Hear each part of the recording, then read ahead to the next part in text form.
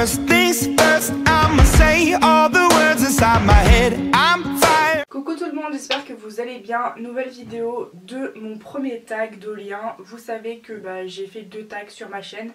Et le deuxième tag que j'ai créé, malheureusement, vu les questions, je ne peux pas le refaire tous les ans. Mais mon premier tag, si. Donc il y a 10 questions et c'est parti.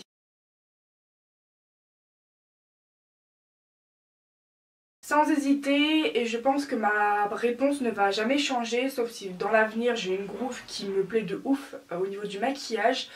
Mais physiquement, je dirais Anna.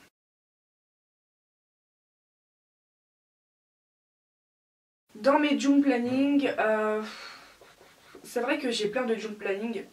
Je pense que je dirais Akako.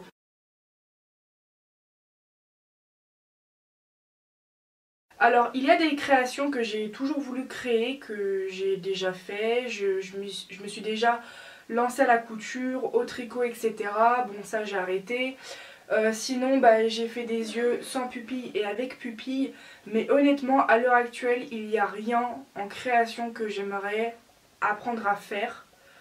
Je vous avoue que j'ai la flemme de me remettre à la couture, donc ça je pense que je le ferai jamais. Le tricot pareil. Donc je pense que là c'est définitif, je ne veux plus créer de nouvelles choses pour ma collection, que ça soit en customisation ou en vêtements.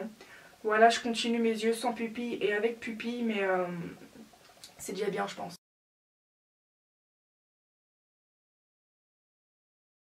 Alors moi, oui et non.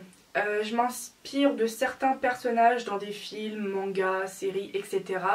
Mais à l'heure actuelle dans ma collection, et ça c'est quelque chose que j'essaye le plus possible de ne pas faire, c'est que aucune de mes poupées incarne un personnage d'animé, de série, de film, etc. Parce que je veux le plus possible m'approprier le personnage de ma poupée. Alors certes j'ai des inspirations, que ça soit au niveau des prénoms de mes poupées, j'ai des inspirations. Et ça c'est vraiment quelque chose que je veux plus jamais faire, c'est que je veux vraiment m'approprier ma poupée de A à Z.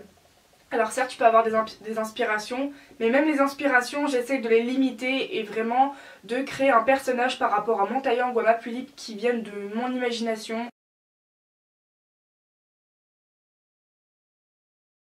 Alors moi sans hésiter, ça ne changera jamais.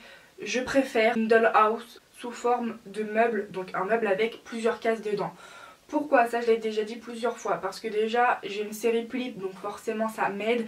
Alors qu'un diorama, le côté chiant si vous avez une série, c'est encore pire, c'est que le diorama, vous allez devoir changer la pièce H24.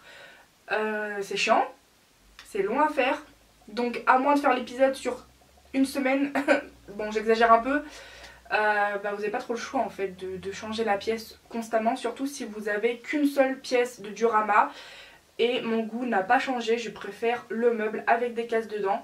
D'ailleurs je pense que ça se voit parce que j'ai déjà fait plein de vidéos en arrière-plan avec ma dollhouse, j'en ai même 2.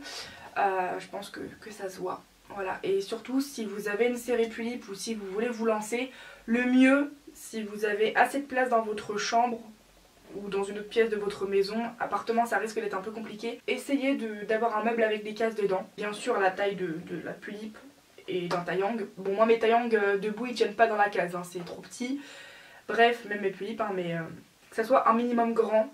Après si vous voulez vous lancer dans une série, vous pouvez très bien réussir à faire une série sans un meuble avec des cases. Mais par préférence, c'est mieux.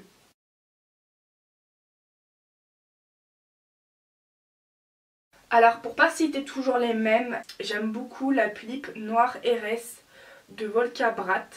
Elle est magnifique, donc pour pouvoir mettre sa photo dans ma vidéo, je n'ai pas eu son accord, mais je la cite quand même. La photo et la tulipe vient de Volca Brat et je vais vous mettre le lien de son Instagram dans la barre de description pour que je la cite un minimum par rapport au droit d'auteur. Je dirais cette tulipe là, on l'a en commun, hein, on a toutes les deux la noire RS, mais elle est magnifique. Vraiment, elle est très simple, mais elle est magnifique et elle la met super bien en valeur. Sinon, une autre tulipe que j'ai en commun avec cette personne là, et cette fois-ci je lui ai demandé l'accord pour la photo. Il s'agit de Oharis, la tulipe prunella de Sweetie Tahiti. Elle est juste super belle. Pareil, mais sa photo elle est magnifique. Donc voilà, j'ai envie d'en citer que 2.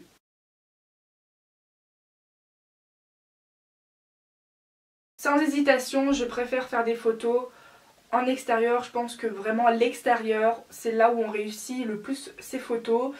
Bon, moi il y a des très jolies photos que j'ai fait en intérieur qui sont pas mal, mais niveau goût je préfère en extérieur. Je vais vous mettre un comparatif d'une photo en intérieur puis en extérieur, je pense qu'il n'y a pas à comparer.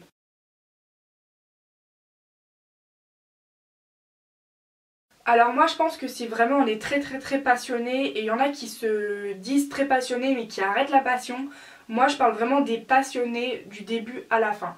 Je pense que déjà facilement vous pouvez atteindre les 30 ans. Il y a plein de doliens et doliennes qui ont 30 ans et plus et qui continuent cette passion là, et je trouve ça formidable.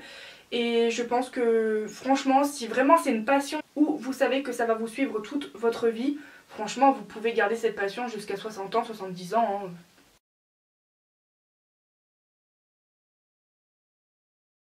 Pour cette question, j'ai un peu la flemme de vous dire les personnes en qui j'admire au niveau des photos, parce que déjà ça serait trop long.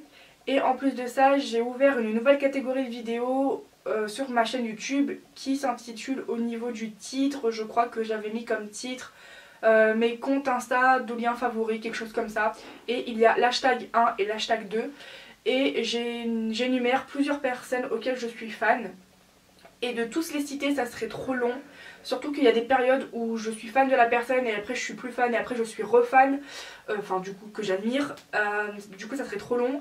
Et en plus de ça, comme je l'ai dit dans ma première vidéo hashtag 1 et hashtag 2, la personne je la suis juste soit pour ses photos ou alors pour ses poupées. Et c'est très rare les deux. Donc vraiment il y a deux catégories chez moi de qui c'est que j'admire. Il y a des personnes que je vais admirer en photographie et d'autres par rapport à leur collection. Et du coup là.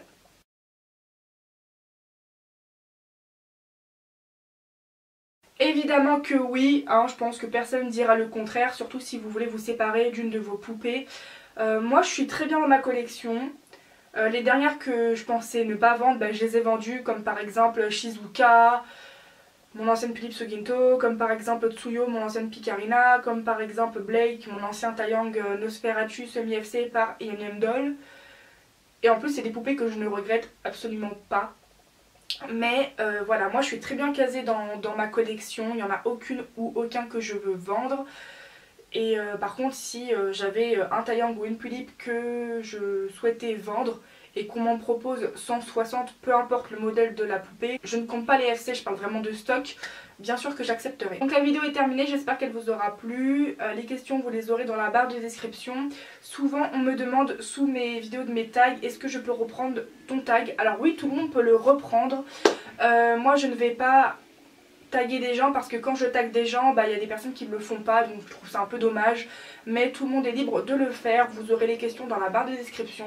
Tant que vous me citez, soit dans la vidéo, soit dans le titre, ou soit dans la description, voire les trois, c'est mieux, vous pouvez, voilà. Et moi je vous dis à plus dans une prochaine vidéo. Salut, salut!